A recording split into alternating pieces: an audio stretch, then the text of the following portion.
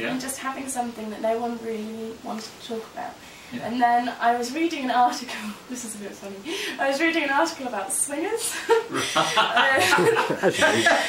What kind of papers are you reading then? Well, I think it was in the Time Style magazine or something. Yeah. Okay. It wasn't an explicit article or a trashy article at least. I was only young. Right. I can't remember. I don't even know. We're embarrassed. It might have been one of those Mrs. Mills. Mrs. Mills? It might have been one of those things. You know, she does the really sarcastic comments. Really? You obviously don't read the Time Style. No, I don't. I'm afraid I don't get that far up the ladder there. Oh, it's a really sarcastic question and answer kind of thing where people write in with problematic situations and how's the best way to deal with this tactfully, and she always responds with something that's completely untactful. It's always quite funny. I think it might have been one of those, and it got me thinking of what an awkward situation it must be to be in a room with all these people that you know that at the end of the night you might go home with, or someone else might go home with, and that kind of situation where no one really wants to talk about it. It's kind of the elephant in the room, but then you want to make small talk, and then it reminded me how similar it probably is of most situations. Like everybody needs to make small talk, even if there's something there. Even if there isn't really something there that people are there to talk about, people do just make complete small talk, and quite often they don't mean any of it. And then I kind of extended that to how people act in different ways, which kind of came up with the chorus, how you have the elephants, which are the people that are the elephants in the room, maybe. And then tigers, I'm not really sure what that was, hyenas, people who giggle a lot and kind of get really nervous, and then people that just lie about the situation. And then you had the funny play on words with liar and lion, so people sometimes think I say lion, and actually it's liar, people just lie their pants off. And that was that. I like your thought there. I'm glad I asked that one. If people want to check your music out, where can they listen to it? Listen to it. They can buy it on iTunes or Amazon. I think they can listen to it on Spotify and soundcloud.com/Jenny-Hallam or facebook.com/Jenny-Hallam music. Is that about right? Yeah. And of course you can hear this interview if you want to watch it again and see pictures of us. You can go to the Choice Radio website, which is choiceradio.org.uk / I think.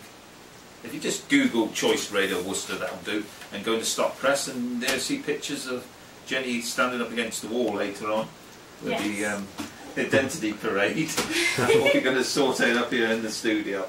As long as I don't get like a jail hat or something. That'd be a good idea, actually, not just have the background of this white thing that they do take pictures in America with, then maybe cuffs and convict uniforms as well. Orange t-shirts with arrows. Good idea. Dave will start knitting them as we speak. Oh dear. So what do you see yourself doing in 10 years time? Do you still see yourself playing professionally? I think I'll always play. I think I'll always play music, and I always enjoy it. If it happened professionally, that would be wonderful.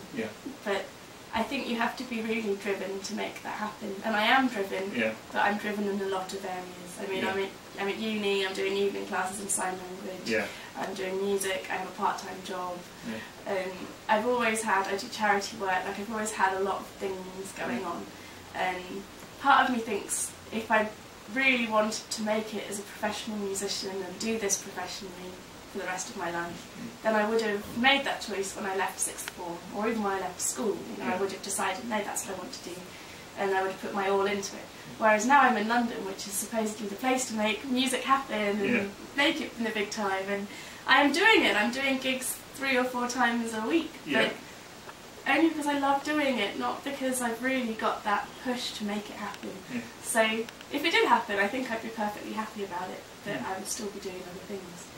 So it's a bit of a strange situation. I think until something does actually hit me in the face with it, I won't really make a proper decision. You were saying you can't make a living from gigs in London. No, not at all. That surprised me. Well, here, you go to a pub, you deal with the owner of the pub, and you say, I want to put music night on. Everybody loves music, so everybody comes, so it's a win-win. In London, you have the promoters, which act as kind of middlemen, and then you have the venue and the promoter, and then the artist, and I think the venue pay the promoter, and then the promoter tries to get the artist to bring as many people as possible. Yeah. But then for the promoter to cover his costs, he then needs to get everybody through the door at £4 each or whatever. So then if the artist doesn't take 20, 30 people himself, then you make a loss. Or you know. So it works like that in London, because there's so many people that want to do it. Everybody just offers their services for free anyway, so there's no demand for getting paid, which is a shame. Oh well, you'll have to come back this way and play. Always do, every when's summer. the next time you're coming back here to play? I'm not sure yet, because I'm off to Barcelona next week. Oh yeah. And then I have my exams. Going to play at Barcelona? Do a gig? I would if the luggage allowance would let me take my little keyboard here. Yeah, do it a cappella. But maybe a cappella. I need to learn guitar really, because there's guitars everywhere. There's never. Can you play any other instruments apart from the clarinet? Yeah. Yes, I learned clarinet to grade 3, and then I wanted to learn oboe, so I did oboe to grade 2. Oh wow, that's the big one with the pipe. Oboe. That's like it's like a clarinet only with a double reed, so the embouche is a bit different. Right. Yeah. I think that's all the instruments I can play. Yeah. Oh, I got an accordion off my mum's German exchange, so I've been trying to learn that.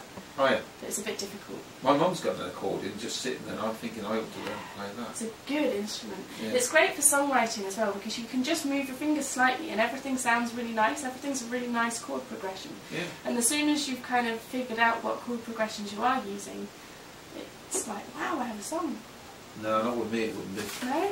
Kind of problem, I can't read music and I'm terrible. Well, you don't need to read music, it's just buttons. Yeah. Because you have the circles and then it tells you what note the circles are. It's ancient, it's been there like since the 1940s, 50s. That's fine. Yeah, Give a bit it a like go. me really. Maybe I could have myself up here live in session. No, that would be a thing. Oh, then can I take over the presenting? We can Alright, it's a deal. If I learn the accordion to that standard, I think you might be about 70 by then, and I may not be around. Oh. Time for another song. 25,000 days will be over. Yeah, my 25 days will definitely be ticked over by the time I learn to play the accordion or any instrument, even a triangle. Okay, so... What next? What next? Is this my last one? No, I've lost two track. more, I Two think. more. Yeah, we haven't been counting. Right, I'm sure it's cool. only 3.